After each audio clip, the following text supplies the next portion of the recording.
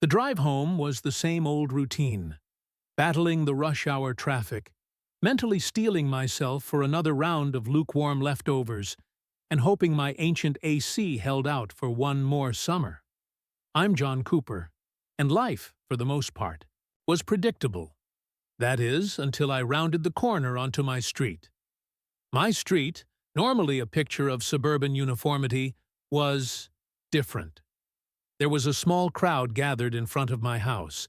Usually, the only gatherings you'd see were neighborhood kids playing basketball or Mrs. Henderson's infamous Tupperware parties. But this was something else. As I got closer, a wave of disbelief washed over me. Spread out on a makeshift table, displayed like wares at a bizarre flea market, were my belongings. My vintage record player, the one my grandfather had given me.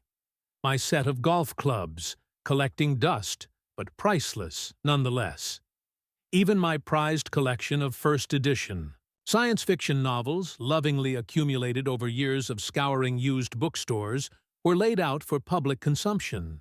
Presiding over this surreal garage sale was none other than Karen Gomes, the bane of our homeowners association and the embodiment of suburban entitlement. Karen, with her signature severe bob and perpetually disapproving expression, was gesturing animatedly to a potential buyer, a bewildered-looking woman clutching a $10 bill. My blood began to boil. What in the world was going on? I slammed on the brakes, the tires squealing in protest, and parked haphazardly on the curb. I couldn't wrap my head around it. Was I hallucinating? Had I somehow stumbled into an alternate reality where the HOA president was auctioning off my life? The absurdity of the situation was almost comical, but the anger simmering within me quickly extinguished any potential for laughter. This wasn't some misunderstanding. This was an outright theft, a blatant violation of my property, and a level of audacity I'd never encountered before. My initial shock quickly gave way to a fiery determination. I wasn't going to let this woman get away with it. I was going to confront her, demand an explanation, and get my stuff back, no matter what. It took. As I stepped out of my car, I took a deep breath, trying to control my rising fury. I knew I had to remain calm, at least initially. Losing my temper wouldn't solve anything. But seeing Karen Gomes standing smugly amidst my possessions was testing my limits. This was going to be a long afternoon. "Karen?" I called out, my voice louder than intended, cutting through the murmur of the small crowd. Heads turned, and Karen's perfectly manicured eyebrows shot up in surprise. She hadn't noticed me yet, too engrossed in her bizarre sales pitch. "What do you think you're doing?" I asked, my voice dangerously low. She turned, her expression shifting from surprise to a forced, saccharine smile. "Oh, John, how lovely to see you. Just admiring your treasures," she said, her tone dripping with condescension. "Admiring them? You're selling my things, Karen. This is my property. You're on my property, selling my possessions. Explain yourself." I walked closer, my eyes fixed on her. "Back off, John," she snapped, her smile vanishing. "These items have been deemed abandoned. You haven't maintained your lawn, your garbage cans were left out for 3 days last week, and your house is an eyesore. The HOA has the right to seize abandoned property." Abandoned? My blood pressure spiked. I worked long hours to provide for myself, and my eyesore of a house was the only real investment I had. The lawn needed mowing, sure, but abandoned? This was ridiculous. That's a complete fabrication, Karen. This is my home. These are my belongings, and you have no right to be selling them. I want my things back, now. I took a step towards the table, intending to retrieve my record player, but she blocked my bowing to path. "Don't you dare touch anything, John. These are now the property of the HOA. If you don't leave me alone, I'm calling 911. Her threat did little to deter me. Call them, Karen. Call them right now. I'd love to explain to the police how you're stealing my property and trying to sell it for your own gain. I knew she was bluffing, but I also knew how far she was willing to go. I just wanted my stuff back. I'm not leaving until you return my belongings. I stood my ground, refusing to back down. Karen's face contorted with rage. You know what, John? I've had enough of your disrespect. You're always causing trouble, always complaining, always undermining the HOA. I am calling 911, and I'm going to have you arrested for harassment and trespassing. She pulled out her phone, her fingers trembling with indignation. Get off my property, John, before I make you regret this. You're calling the police on me? On my own property? For wanting my own things back? That's rich, Karen, even for you, I said, shaking my head in disbelief. I knew this woman was unreasonable, but this was beyond the pale. It was clear that she wasn't going to listen to reason. She was determined to escalate the situation. The crowd, which had been silently observing our confrontation, began to murmur. They could see that this was completely absurd. But Karen didn't care. She was on a mission to assert her authority, and she wasn't going to let anyone, especially me, stand in her way. The wait for the police felt like an eternity. Karen, still clutching her phone, stood rigidly by the makeshift table, glaring at me with undisguised contempt. I remained where I was, a few feet away, refusing to yield an inch. The small crowd of onlookers, now thoroughly entertained, watched us with a mixture of amusement and apprehension.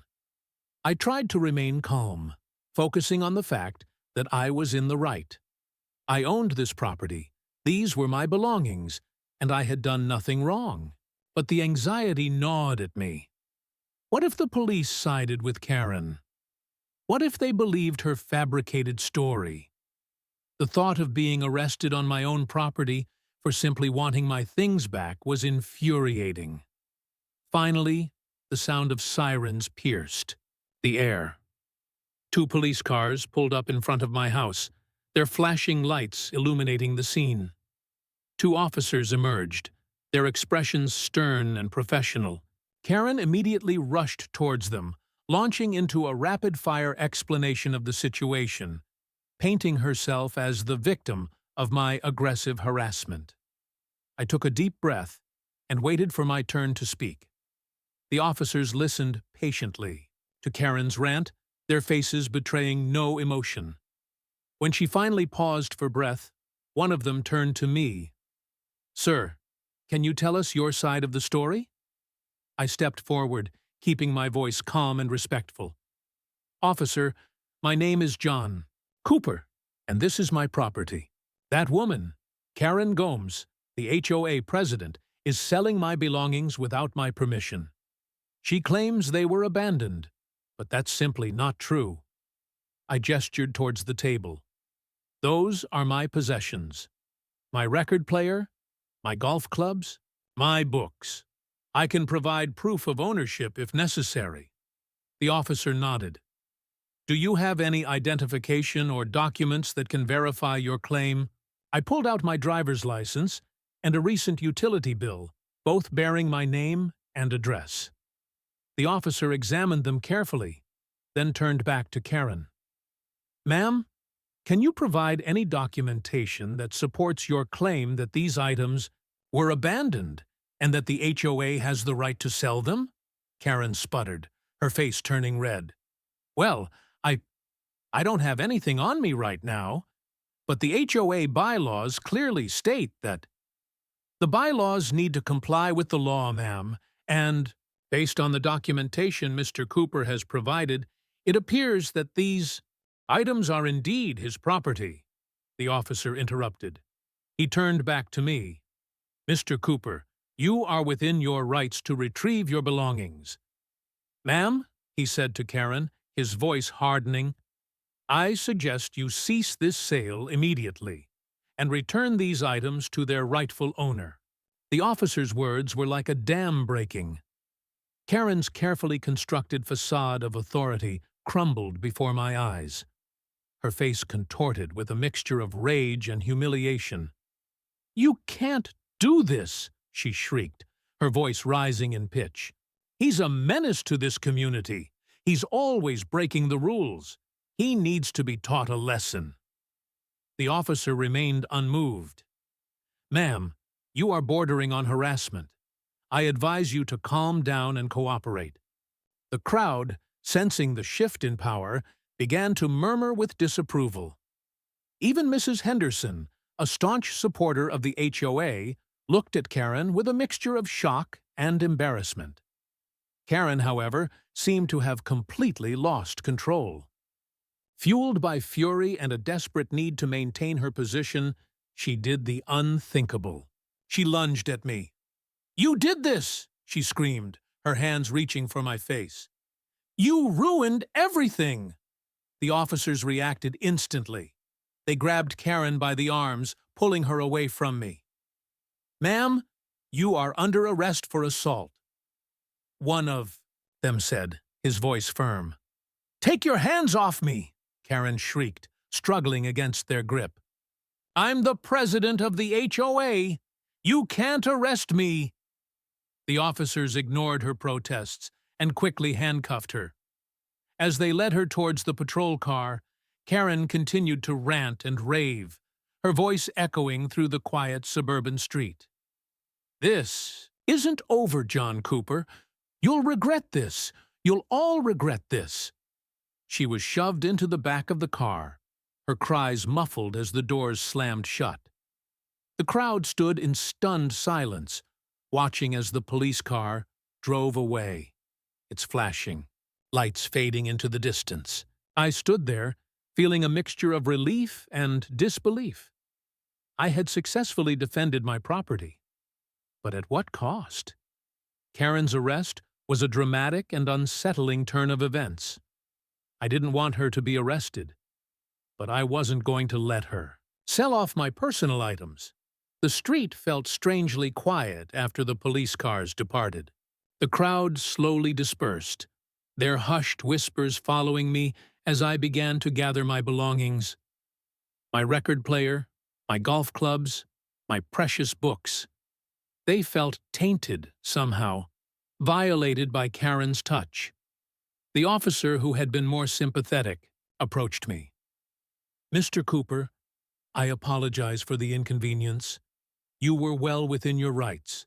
We'll be in touch if we need any further statements." I nodded, thanking him for his assistance. As I carried my things back into my house, I couldn't shake the feeling that this was far from over. Karen's arrest was just the beginning. The HOA was going to be in an uproar. The neighborhood gossip mill would be working overtime. And I, John Cooper, would be at the center of it all. I spent the rest of the evening cleaning and organizing, trying to restore some sense of normalcy to my disrupted life. I dusted off my record player, carefully placed my books back on their shelves, and even attempted to clean my golf clubs.